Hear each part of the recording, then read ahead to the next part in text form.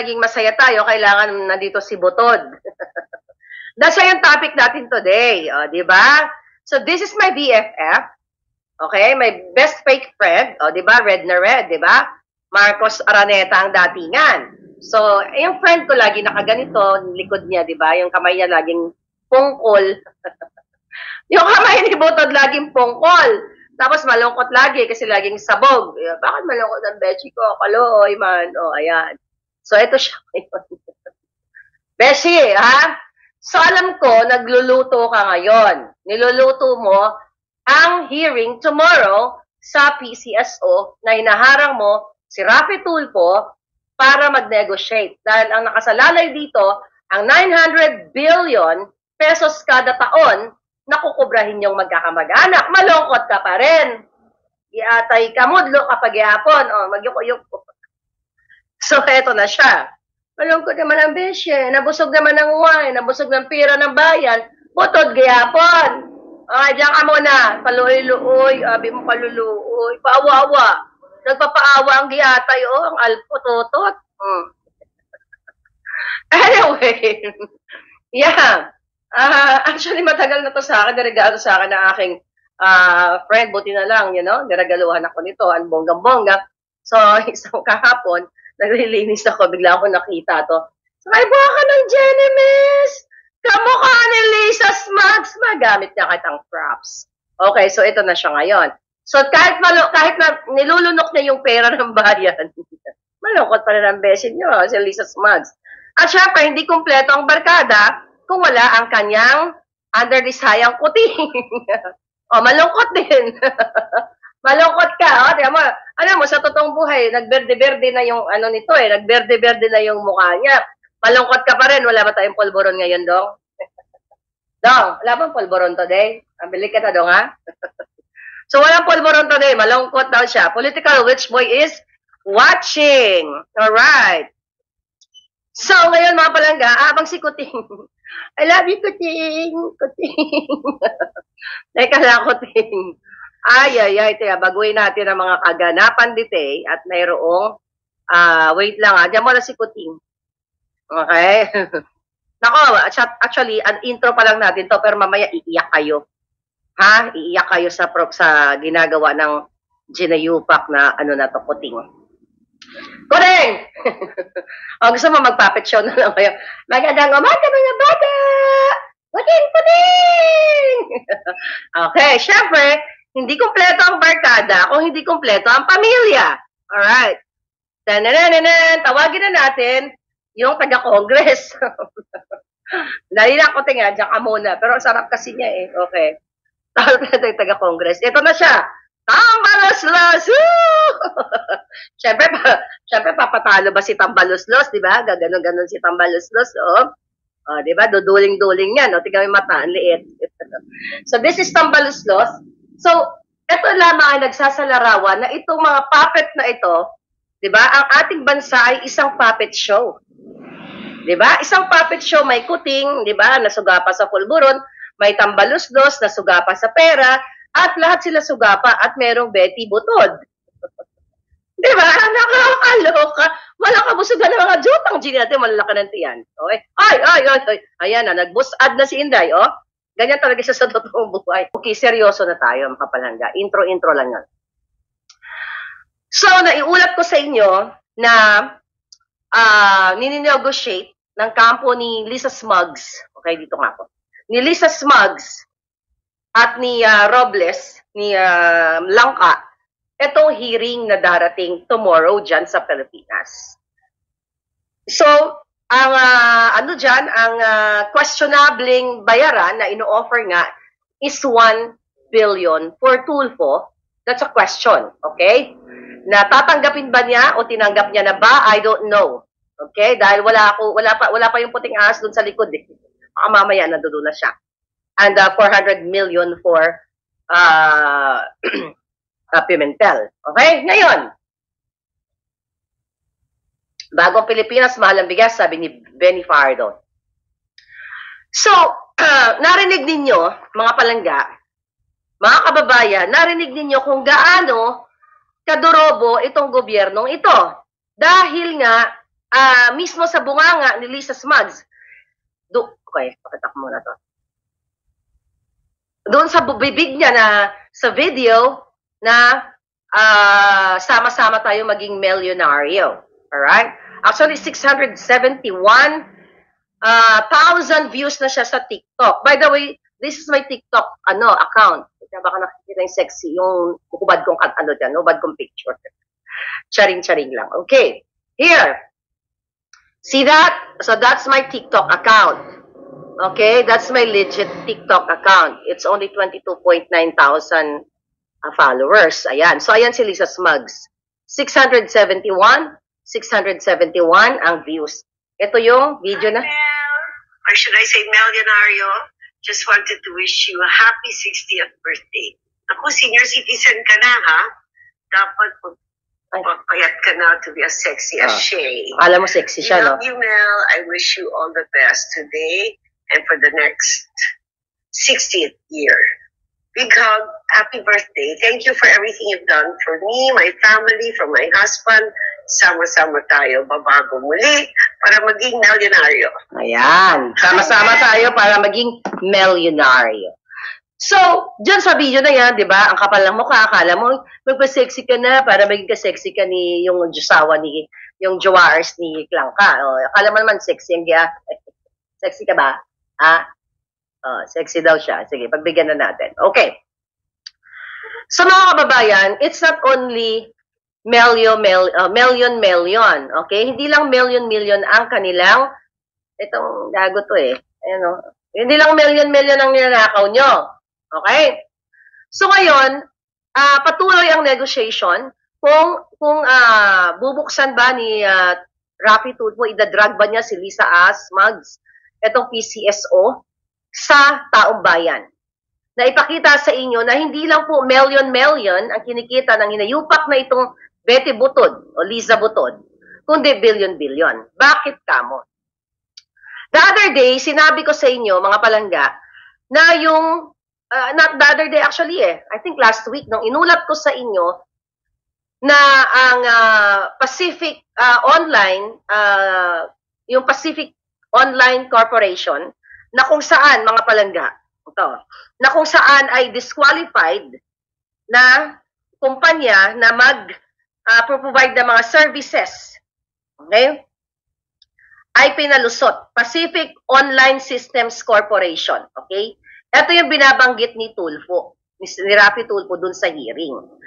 So, sinabi ko sa inyo last week, was it last week, then yesterday, na ipaalala natin sa inyo, na ang nasa likod ng Pacific Online System na ito ay kamag-anak ni Lisa, sila. At kung ilalabas ni Raffy Tulfo ang mga ebidensya niyang hawak, which is meron din akong copy ng hawak niya, mga palangga. Okay, from our putting us somewhere down the road, ay talagang masusuka ang taong bayan at baka kayo na mismo na makarinig ng katotohanan ay bubuhatin nyo na silang lahat. Itong ginayupak na to, paaanakin ninyo at ipaluluwa ninyo yung lahat ng perang nilunok niya na nasa tiyan niya. So, lingid sa kaalaman ng taong bayan, mga kababayan, this Pacific Online system, okay? Okay. So, itong na to, Pacific Online Systems Corporation na to, or POC, ay nasa likod nga ng mga pamangkin ni Lisa Smugs, okay, na nagngangalang Martin and Mark Ledesma. At ang involved dito, hindi lang million, kundi 900 billion pesos a year. Paano nangyari yun, Maharlika? 900 billion pesos a year. Kaya naman, kung si Tulfo, Raffy, ay magpapaareglo sa halagang 1 billion, barya lang yan sa kukubrahin ng pamilya ni Lisa Smugs at niya. So ano ito? Kasi mga palangga, ito palang Pacific Online, itong project na ito na supposedly ay hindi naman mapupunta sa Pacific Online System Corporation dahil nga sila ay disqualified base sa rules o house rules ng PCSO. Kasi di ba may mga sinusunod dyan na mga rules at may mga batayan sa batas na bago mo papasukin o ipasa sa bidding ang mga ahensya ay dumaan sila sa mga dumaan sila sa mga pagsusuri kung saan sila ba ay nakamit ng mga requirements na hinihingi ng gobyerno, which is the PCSO, the Philippine Charter Sweepstakes. Sinabi ko kagabi na base sa dokumento na hawak ni Tulfo, walang submission of letters of patent si Pacific Online System. Wala din siyang submission ng copyright of system or platform at wala din siyang submission ng World Lottery Association Security Control System. So sa makatuwid, di ba, sinabi ko kagabi sa inyo na even 27 years na sa industriya ng online gaming platform, itong Pacific Online na ito na nang nasa likod ay si Lisa pa rin at kanyang mga pamangkin na mga Ledesma, mga palangga, ay hindi niya na-meet yung legal standards o legal requirements na hinihingi ng PCSO. Alright? So ngayon, anong ibig sabihin nun? So yung mga qualified companies, I think isa o dalawa, okay? Ang company na talagang qualified, na na-meet nila yung requirements, mga palangga, ay ibinasura ni Robles ng PCSO at na mga tiwali dahil nga sa utos ni Lisa. Dahil 900 billion ang kanilang projected gross income kada taon. 900 billion pesos sa loto pa lang. We are talking, mga palangga, wala pa yung pinapanalo nilang peke. Wala pa yung mga pinanalo nilang edited na galing sa clothing company yung picture.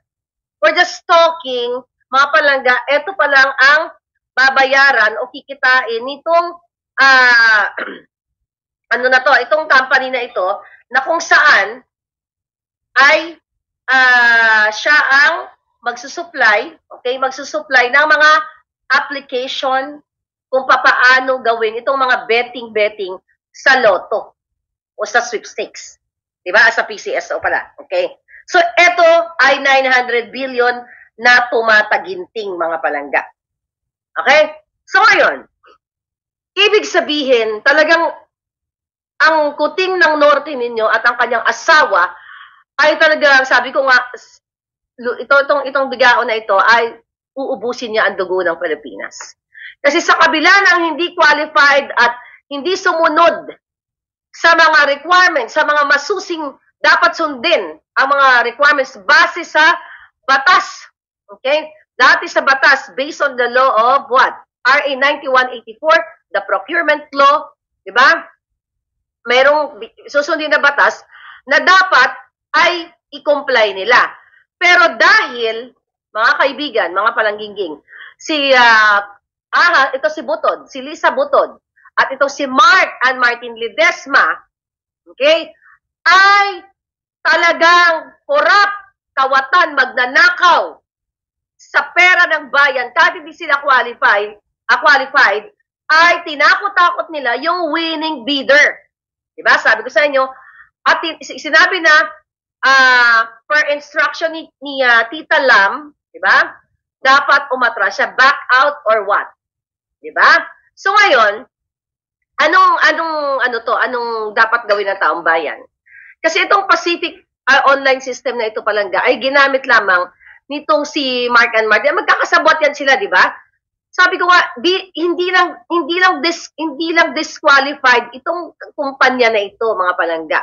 Dahil sila ay may mga conflict of interest din, dahil ito palang mga company na ito ay operator na sila sa mga traditional lotto at ngayon sa mga e-lotto. So may mga provision o may mga batas na o mga rules pala dyan sa PCSO na dapat hindi sila conflicting dun sa mga current nilang business na ginagawa sa gobyerno. Ngayon, gusto nyo malaman yung threatening words ng mga pamangkin ni Lisa Smugs dito sa nanalo talaga sa bidding na nag-comply ng kanilang mga requirements, kumbaga 100% talagang naipasa nila o naipasa nila yung mga requirements na hinihingi ng PCSO. Okay? So, nung nanalo na, which is may record si Tulfo, itong certain bidder na ito, sabi na pamangkin ni Lisa, na si Mark and Martin, talagang mga Martin, sorry doon sa pangalang Martin, mga mandarobo talaga, ano? Okay? Ito, si Dodong. Busog na naman yan. Ito. Ayan, Martin Romaldes yan. Okay. Sabi nitong pamangkin ni Lisa, how do you want us to rephrase our words for you to back out? Wag na wag, sabi ng ganon. Tinakot ang bidder, ang winning bidder, wag na wag lalabas ang pangalan naming magkapatid. Otherwise, mamarkahan ka ng tita Lisa ko. Ganon na lang ba sa ating gobyerno palangga? Tinakot ng mga pamangkin ni Lisa sa utos niya. Eto si Butod, inutusan niya yung mga pamangkin niya na takutin ang bidder para mag-back out dahil mamarkahan nitong Betty Butod na ito. Okay? Si ganun po ang alam din ni Tulfo ito. Ni Rafi Tulfo alam niya ito kaya ninegotiate siya ngayon nito ni Butod at ni Mel Langka.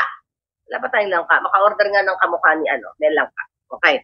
Anyway, at alam din ni Tulfo na ang certain Nick Rodriguez, attorney Nick Rodriguez, ay bagman ni Langka, ni Mel Langka, ni Mel Leonario, at ni Lisa Smuggs.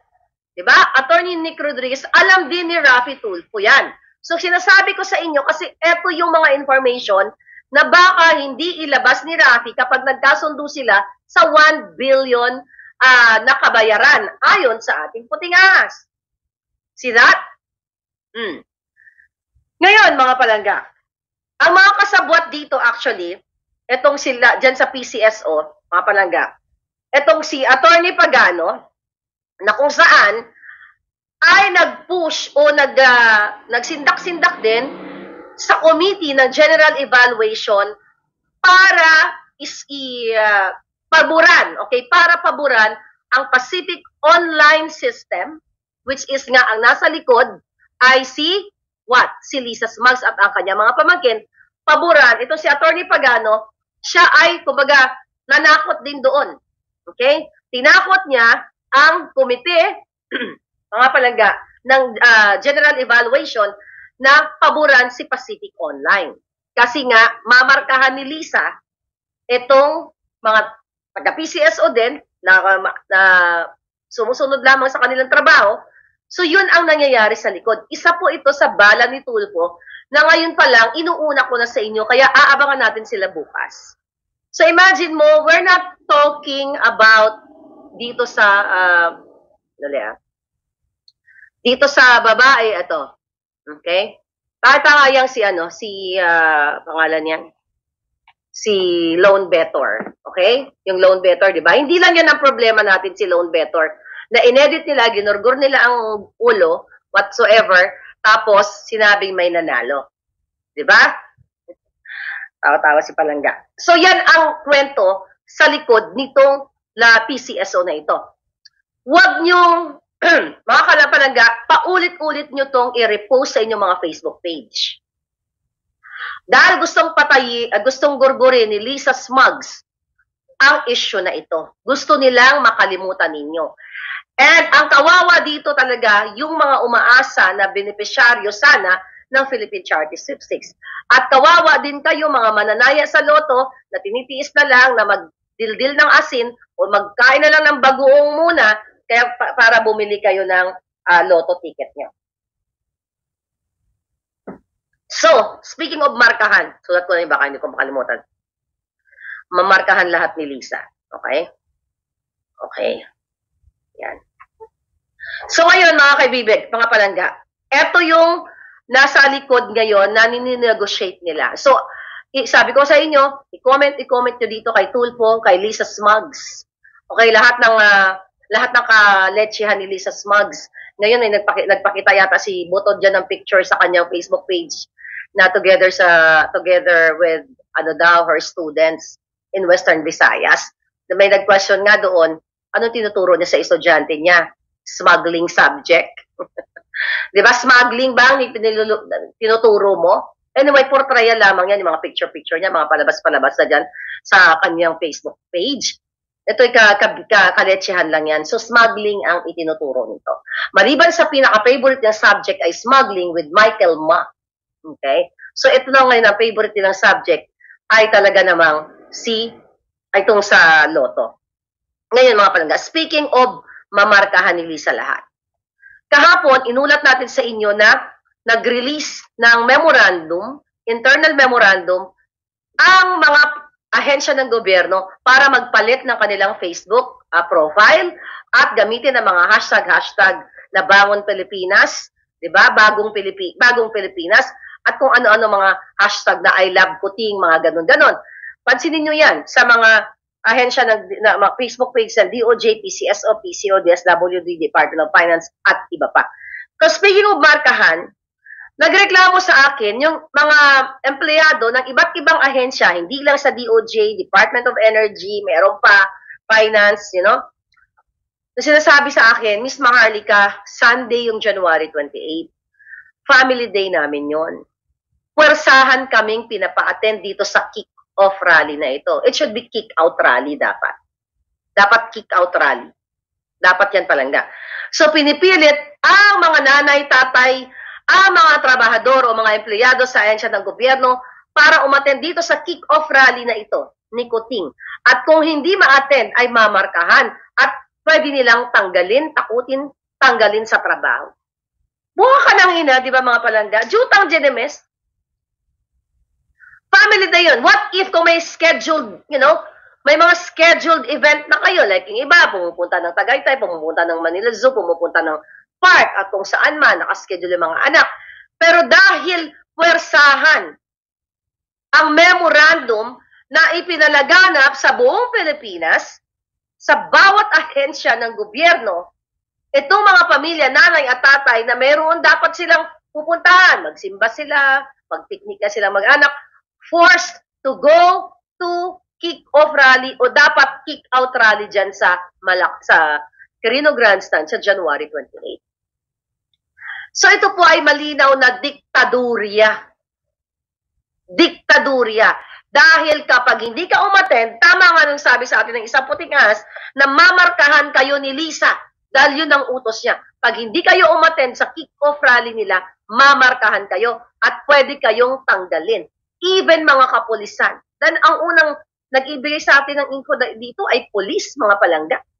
Kaibigan kong pulis na force siya magpalit ng kanyang profile picture ng Bagong Pilipinas. Paulit-ulit kong sinasabi na imbis na pagkaabalahan ng gobyernong ito, buha ka ng inang itong babaeng ito, pagkaabalahan nila lahat kung paano mapalaguin ang Pilipinas, paano solusyonan ang pulburon. Well, favorite nila yan.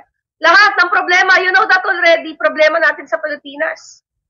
SGD, thank you palangga. Paranoid sila. Okay. Because their brain is marinated in opioids and sauteed in alcohol. Grabe yun. Di ba? Minarinate na. Ginisa pa. Thank you palangga. Ngayon, so pinamamarkahan ni Lisa. Ang ngayon, ang PCSO, ang Presidential Communications, PCO, ay abala sila, ang mga buwaka ng ina, abala sa mga cheering-cheering nila, nagpe-prepare sila yung mga cheering-cheering ba doon sa kick-off rally. So hindi sila abala para sa pagsilbihan kayo. Abala sila kung paano pagandahin yung kick-off rally na yon at paano mag-recruit na mga trolls also to be there. Nababayaran nila. So, ilang milyon o baka billion pa, okay? Ang gagastusin doon sa kick-off rally na yon, mga kaibigan, para lang sabihin ni Kuting na siya ay what? Popular pa sa Pilipinas. The intention of this kick-off rally, mga kababayan, ay sabihin sa buong mundo na, hey, sikat rockstar pa si Kuting ng Norte sa Pilipinas, which is hindi totoo dahil nga pinuwersa nila ang pag-attend ng mga taong nasa gobyerno, taong empleyado.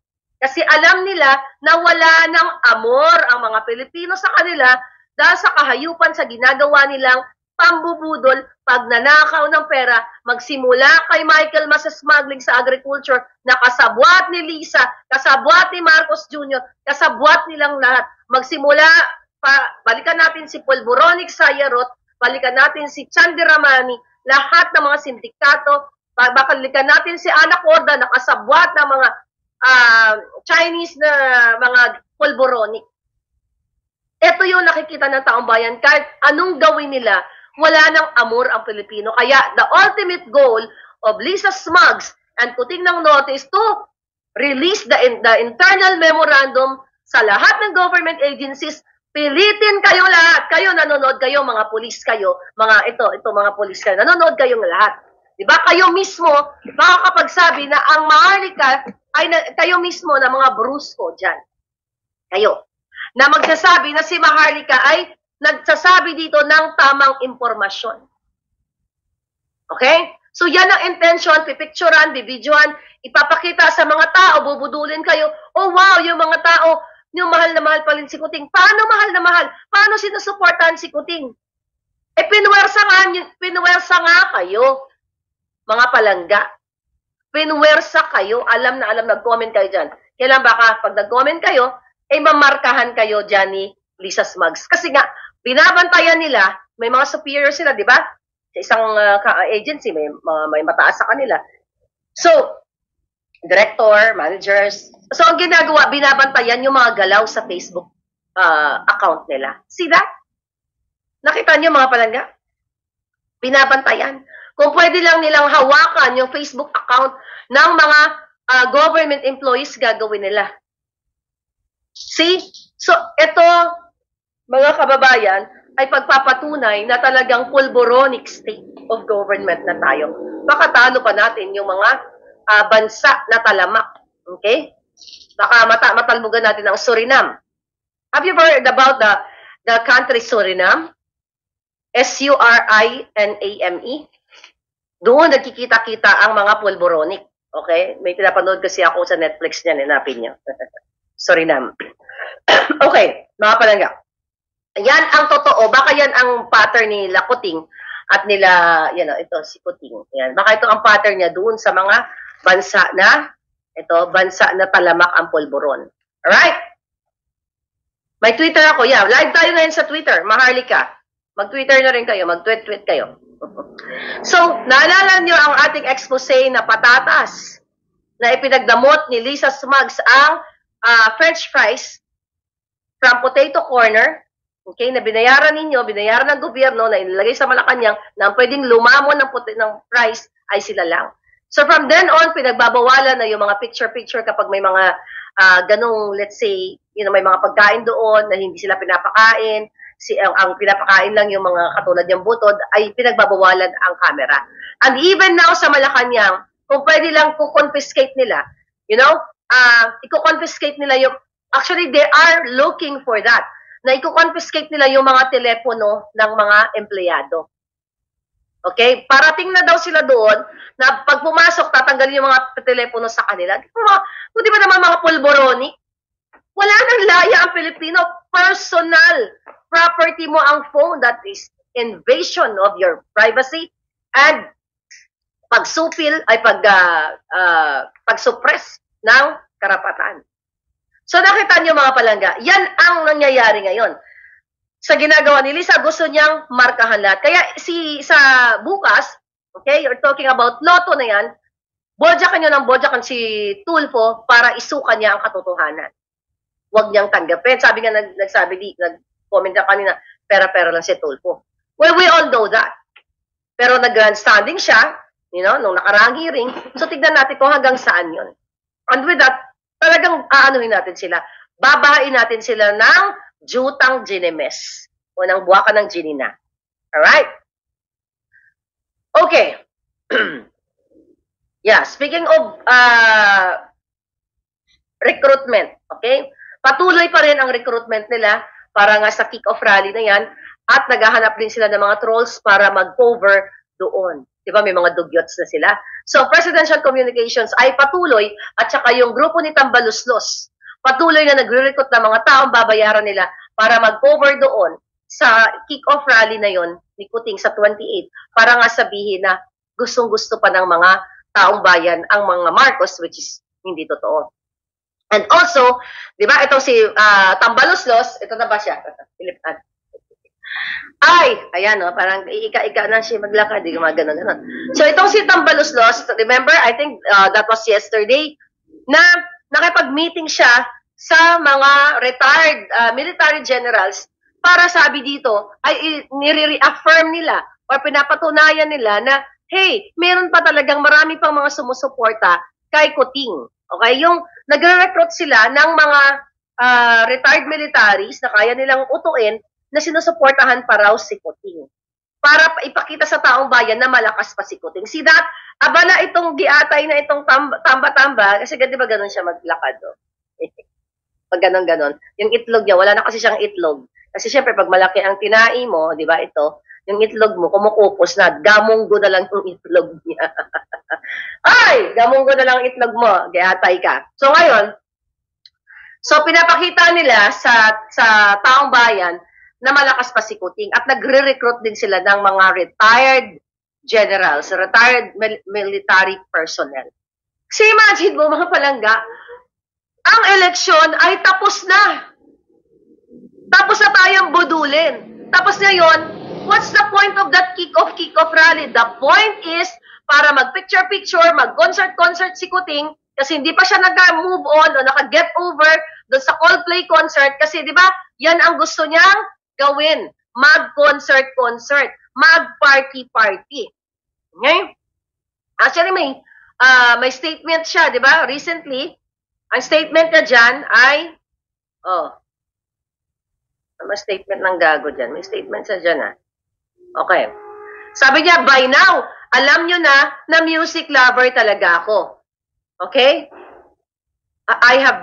Sabi niya, I have been for a long time. I studied music for many years.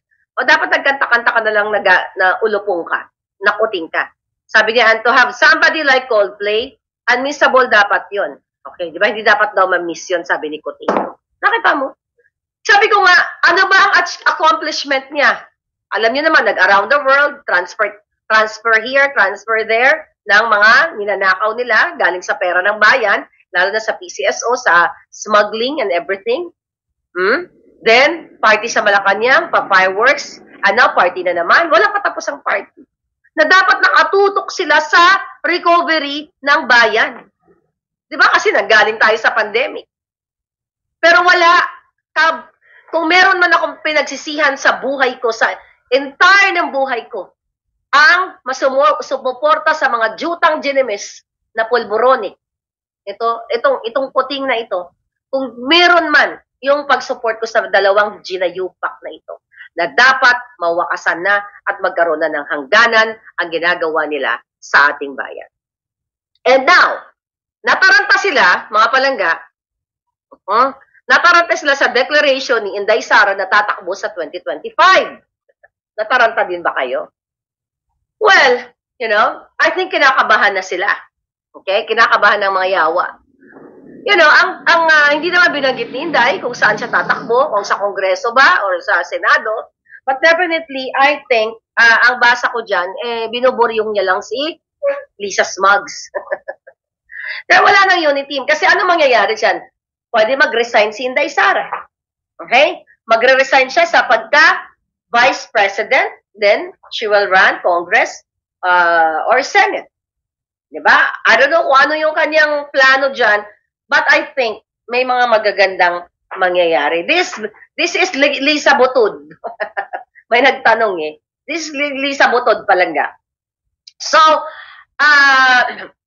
may nag-send sa akin ng palangga kung sino ba yung nag-send. Basta anyway, ang explanation na kesyo possibly daw na si Kuting ay i-appoint niya si Tambaloslos na maging Vice President niya kapag nag-resign si Inday. So with that, hindi na makakatakbo si Tambaloslos sa 2028. Tapos si Inday ay tatakbo whatever. But this is a part of strategy or whatever strategy, kung ano man ang nasa likod yan. Hindi ko pa alam, tatanungin ko muna yung aking puting ahas. Pero dito mo makikita na wala na talagang unity. Kaya sa kabila ng mga pagsisave ni Senator Amy Marcos na ayusin yung unity, in the first place, walang unity. Wala talaga. Kasi ang unang nambudol, itong Alpoterang ito. Siya ang unang nambudol, doon pa lang sa panahon ni Attorney Vic Rodriguez at sa iba pang mga kaalyado nila na tumulong sa kanila, lalo na mga loyalista, lalo na yung mga matatandang loyalista na mga nagkatumba-tumba kung saan-saan, di ba? You know, naulat na natin yan, ni piso walang maibigay ang mga hinayupak na gobyerno ni Coting. Sa halip, ang pera ng gobyerno, pera ng taong bayan, ay ibinabayad nila sa trolls. At ibinabayad dito sa mga a-attend sa kick-off rally. See, wala silang pera, walang budget ang gobyerno natin para doon sa mga kapuspalad na lumalapit sa mga ahensya ng PCSO, mahirapan pa kung saan-saan, kung ano ng mga requirements, ng kadamakmak na requirements, pero pagdating sa mga trolls para i-cover si Coting, para ipagtanggol niya, mabilis ang release ng pera. Diyan mismo sa Presidential Communications. Kasi may hawak akong ebidensya mismo ng kanilang conversation at iba pang mga ebidensya na pinag-uusapan ni Emerald Bukangkang, ni Patricia Martin, kung paano, okay, mag-release ng pera sa mga dugyots, katulad ni Kalbo, okay, ni Kalbo Rocky. Kasi siya ay, din ni Tambaluslos. Nakita niyo? So itong na ito, itong gobyerno ito ay isang puppet show. Kaya tiyan mo, kompleto tayo ngayon. Para tayong nasa what do you call it? Cartoon, cartoons. So it's just so sad, mga palangga. Nakakalungkot dahil again, hanggang saan tayo lalaban para sa katotohanan. Ako, lingid sa inyong kaalaman, ang dami nilang plano sa akin. Maliban sa gugurgurin ako, ang dami nakakarating na information sa akin.